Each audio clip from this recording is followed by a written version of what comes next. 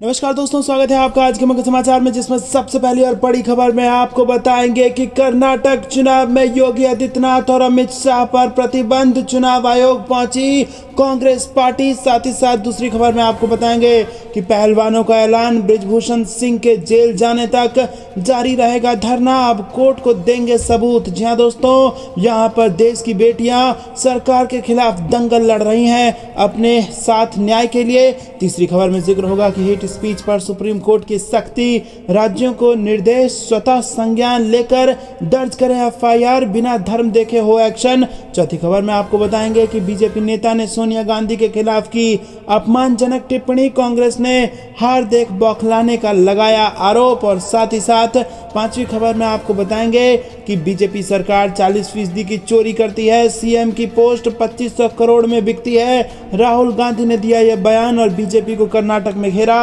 और साथ ही साथ 150 सीटें जीतने का कर्नाटक में कर दिया है दावा। तो दोस्तों, हर एक खबर की गहराई में आपको ले जाएंगे, लेकिन उससे पहले अगर आपको भी ऐसा लगता है कि 2024 में बदल रही है देश की सरकार, और अगर आप भी देश के पहलवानों का समर्थन करते हैं, तो वीडियो को लाइक करके कमेंट में लिखिए जय हिंद। और साथ ही साथ रोज की इस प्रकार की खबरों के लिए चैनल को सब्सक्राइब करके बेल आइकन दबाइए। रुक करते हैं सबसे पहली और बड़ी खबर की तरफ। कर्नाटक में शाह योगी के प्रचार पर लगेगा रोक, कांग्रेस ने की चुनाव आयोग से मांग। जी हां दोस्तों, कांग्रेस नेता अभिषेक मनु सिंघवी ने शुक्रवार को चुनाव आयोग के अधिकारियों से मुलाकात की और सिंघवी ने कहा कि हमें भाजपा के शीर्ष नेतृत्व, विशेष तौर पर केंद्रीय गृह मंत्री अमित शाह और यूपी के सीएम योगी आदित्यनाथ की आपत्तिजनक और भ्रामक टिप्पणियों के खिलाफ हमने शिकायत की है। इसके साथ ही कांग्रेस ने कर्नाटक चुनाव में अमित शाह और योगी आदित्यनाथ पर प्रतिबंध लगाने की मांग उठा दी है। जी हां दोस्तों, कहा गया है कि इन दोनों को कर्नाटक चुनाव में प्रचार ही ना करने दिया जाए, क्योंकि यहाँ पर आपत्तिजनक और भ्रामक टिप्पणियों का आरोप लगाकर शिकायत दर्ज कराई गई है। कांग्रेस पार्टी के नेताओं द्वारा अभिषेक मनु सिंघवी ने कहा कि अमित शाह का बयान बिल्कुल भी तथ्यों पर आधारित नहीं है। उन्होंने अपने बयान में कहा है कि कांग्रेस पार्टी अगर कर्नाटक में सत्ता में आती है तो वो ये करेगी, वो करेगी और क्या क्या करेगी। गलत आरोप लगाए हैं, गलत बयानबाजी की है। उन्होंने कहा कि इन बातों का कोई आधार नहीं है, ये बातें केवल चुनाव में वोट और जीत हासिल करने के मकसद से फैलाई गई है। अभिषेक मनु सिंघवी ने कहा कि यही वजह है कि हमने चुनाव आयोग से इन लोगों के प्रचार करने पर प्रतिबंध लगाने की बात कही है। तो दोस्तों, क्या आपको भी ऐसा लगता है कि जो चुनाव प्रचार में अनर्गल बातें करते हैं, उनके चुनाव प्रचार करने पे ही प्रतिबंध लगा देना चाहिए? कमेंट में अपनी राय जरूर बताइए। वीडियो लाइक करना मत भूलिएगा। रुक करते हैं अगली ब्रेकिंग न्यूज की तरफ। पहलवानों ने कर दिया बड़ा ऐलान, बृजभूषण सिंह के जेल जाने तक जारी रहेगा इनका धरना, अब कोर्ट को सबूत देंगे पहलवान। जी हाँ दोस्तों, भारतीय कुश्ती महासंघ के प्रमुख बृजभूषण शरण सिंह के खिलाफ राजधानी में जंतर मंतर पर न्याय के लिए प्रदर्शन कर रहे पहलवानों का धरना शुक्रवार को जारी है। सरकार ने बृजभूषण शरण सिंह के खिलाफ एफआईआर दर्ज करने की पहलवानों की मांग को मान लिया है और इसी बीच अब पहलवानों ने प्रधानमंत्री नरेंद्र मोदी से अपील की है कि डब्ल्यूएफआई प्रमुख बृजभूषण सिंह को सभी पदों से हटाया जाए और जेल भेजा जाए। जंतर मंतर पर प्रेस कॉन्फ्रेंस करते हुए पहलवानों ने स्पष्ट कर दिया है कि उनका धरना अभी खत्म नहीं होगा। अभी तक माना जा रहा था कि बृजभूषण शरण सिंह के खिलाफ एफआईआर दर्ज होने के बाद पहलवान अपना धरना खत्म कर देंगे। उन्होंने ऐसा करने से इनकार कर दिया है। विनेश फोगाट ने कहा कि बृजभूषण शरण सिंह को सभी पदों से हटाया जाए। उन्होंने कहा कि अब किसी कमेटी को नहीं, कोर्ट को सबूत देंगे। वहीं बजरंग पुनिया ने कहा कि बृजभूषण शरण सिंह पद का दुरुपयोग कर सकते हैं, इन्हें जेल भेजा जाए। हमें किसी भी कमेटी या कमेटी के सदस्य पर भरोसा नहीं है। दोस्तों, रुक करते हैं अगली ब्रेकिंग न्यूज की तरफ। हेट स्पीच पर सुप्रीम कोर्ट की सख्ती, राज्यों को निर्देश, स्वतः संज्ञान लेकर दर्ज करें एफआईआर, बिना धर्म देखे हो एक्शन। जी हां दोस्तों, हेट स्पीच पर सुप्रीम कोर्ट ने शुक्रवार को फिर से सख्त रुख दिखाया है। कोर्ट ने सभी राज्यों और केंद्र शासित प्रदेशों को यह सुनिश्चित करने का निर्देश दिया है कि जब भी कोई नफरत फैलाने वाला भाषण दिया जाए, वो बिना किसी शिकायत के एफआईआर दर्ज करने के लिए स्वतः संज्ञान लेकर कार्रवाई करें।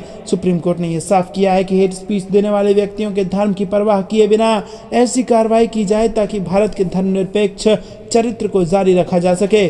सुनवाई के दौरान कोर्ट ने कहा कि इस तरह के मामले दर्ज करने में देरी को कोर्ट की अवमानना माना जाएगा। ये टिप्पणी तब की गई जब शीर्ष अदालत हेट स्पीच के मामलों के खिलाफ कार्रवाई करने में राज्यों द्वारा कथित निष्क्रियता दिखाने के बेंच की सुनवाई कर रहा था। हेट स्पीच को एक गंभीर अपराध करार देते हुए कोर्ट ने आगे कहा कि हेट स्पीच देश के धर्मनिरपेक्ष ताने बाने को प्रभावित करने में सक्षम है। दोस्तों, रुक करते हैं अगली ब्रेकिंग न्यूज की तरफ। बीजेपी नेता ने सोनिया गांधी के खिलाफ की अपमानजनक टिप्पणी।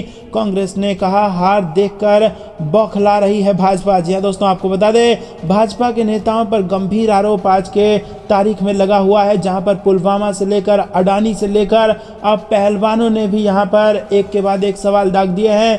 उन सब का जवाब तो भाजपा के नेता नहीं दे पा रहे हैं, लेकिन अनर्गल बयान देने में एक भी नेता पीछे नहीं है। और अब आपको बता दें कि कर्नाटक के चुनाव में अपमानजनक टिप्पणी की गई है सोनिया गांधी के खिलाफ। जी हां दोस्तों, कर्नाटक विधानसभा चुनाव के प्रचार के दौरान बीजेपी नेता बसनगौड़ा पाटिल यत्नाल की पूर्व कांग्रेस अध्यक्ष सोनिया गांधी के खिलाफ अपमानजनक और स्तरहीन टिप्पणी पर कांग्रेस ने पलटवार किया है। कांग्रेस ने पीएम मोदी और अमित शाह से जवाब मांगते हुए कहा कि चुनाव में हार को देखते हुए बीजेपी और उसके नेताओं ने अपना मानसिक और राजनीतिक संतुलन खो दिया है। दरअसल कर्नाटक चुनाव जैसे जैसे करीब आ रहा है, वैसे वैसे बीजेपी का चुनाव प्रचार स्तरहीन होता जा रहा है।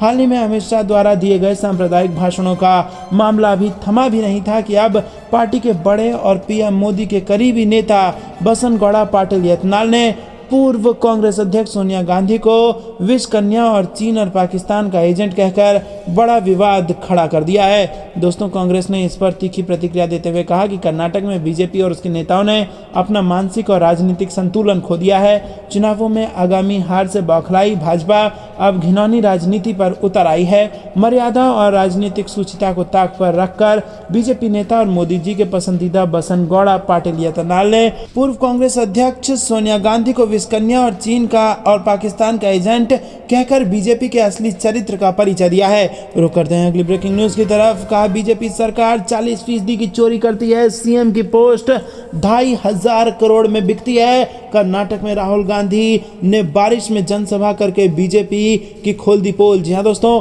कांग्रेस नेता राहुल गांधी शुक्रवार को कर्नाटक के जेवरगी में बारिश में जनसभा को संबोधित कर रहे थे और उन्होंने कहा कि राज्य की बीजेपी सरकार को 40% वाली सरकार कहना चाहिए। बीजेपी सरकार 40% की चोरी करती है, लेकिन कांग्रेस की सरकार गरीबों की, छोटे व्यापारियों की और गरीबों की सरकार होगी। राहुल गांधी ने कहा कि कर्नाटक में कांग्रेस को कम से कम 150 सीटें मिलने जा रही हैं और बीजेपी चोरी से, भ्रष्टाचार से सरकार को चोरी करने की कोशिश करेगी। उनके एमएलए ने कहा कि बीजेपी में मुख्यमंत्री की पोस्ट 2,500 करोड़ में बिकती है। आप बीजेपी को इस बार सिर्फ 40 सीटें ही दीजिए, क्योंकि उसे 40 नंबर बहुत पसंद है। रुक करते हैं अगली ब्रेकिंग न्यूज की तरफ, जिसमें आपको बता दें कि बिहार पहुंचे लालू यादव। मिशन 2024 के लिए नीतीश का चाणक्य बनेंगे लालू। बेहद बड़ी खबर आ रही है दोस्तों, आपको बता दें आरजेडी सुप्रीमो लालू यादव की बिहार वापसी के बाद सियासी पारा चढ़ गया है। कहा जा रहा है कि पटना में इस बार लालू यादव राजनीतिक रूप से काफी एक्टिव रहेंगे। सूत्रों के अनुसार लालू यादव सीएम नीतीश कुमार के साथ अलग से बैठक करेंगे और इस बैठक में 2024 में होने वाली लोकसभा चुनाव को लेकर चर्चा होगी। इस बैठक में इस बात पर भी चर्चा होगी कि कितने दलों को राष्ट्रीय स्तर पर साथ लाना है। बिहार में महागठबंधन के दलों JDU, Congress, CPI ML, CPI M और सीपीआई हम के प्रमुख नेताओं के साथ बैठक करेंगे, जिसमें 2024 चुनाव की रणनीति, सीट शेयरिंग इत्यादि पर चर्चा होगी। तो दोस्तों, ये थी दिन भर की सारी जरूरी और बड़ी खबरें। अंत तक बने रहने के लिए बहुत बहुत धन्यवाद। जाने से पहले वीडियो को लाइक, चैनल को सब्सक्राइब और बेल आइकन दबाकर कमेंट में लिखिए जय हिंद, जय भारत।